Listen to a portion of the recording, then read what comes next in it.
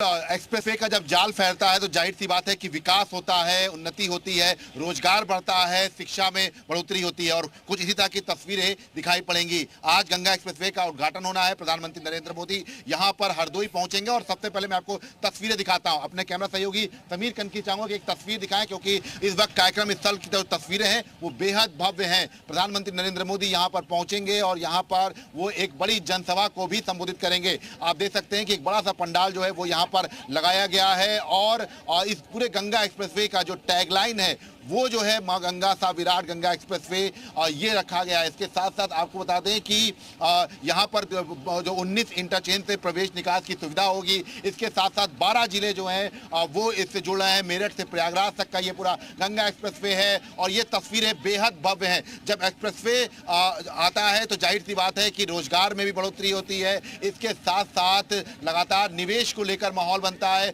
और ये तस्वीरें बेहद खास होती हैं। आपको तस्वीरें दिखा रहे हैं कि पूरी देखिए तैयारियां भव्य तरीके से हो चुकी हैं।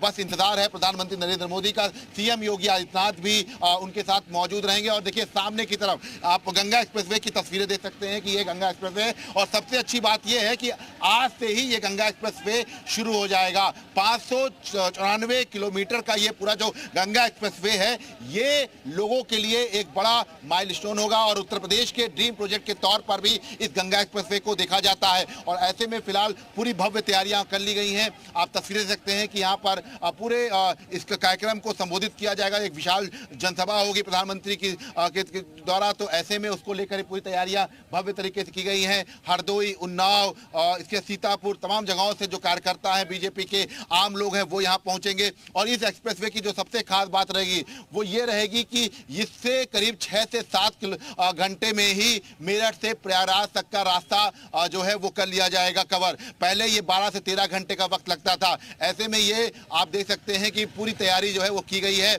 36,230 करोड़ रुपए से अधिक का जो पैसा है वो इसमें लगा है इस पूरे प्रोजेक्ट में। और पूरा ये जो कार्यक्रम है इसको लेकर पूरी तैयारी आज की गई है। करीब 10 बजे के आसपास यहाँ पर मलावा जो कट है यहाँ पर तमाम जो लोग हैं वो यहाँ पहुंचेंगे। उत्तर प्रदेश के मुख्यमंत्री योगी आदित्यनाथ, इसके साथ साथ राज्यपाल आनंदीबेन पटेल, जितिन प्रसाद, पंकज चौधरी, केशव प्रसाद मौर्य, ब्रजेश पाठक, सुरेश खन्ना, नंदगोपाल नंदी, ये सभी लोग जो है वो इस कार्यक्रम में मौजूद रहेंगे। और ये कहा जा सकता है कि यूपी सरकार के जो तमाम मंत्री हैं वो यहाँ पर रहेंगे।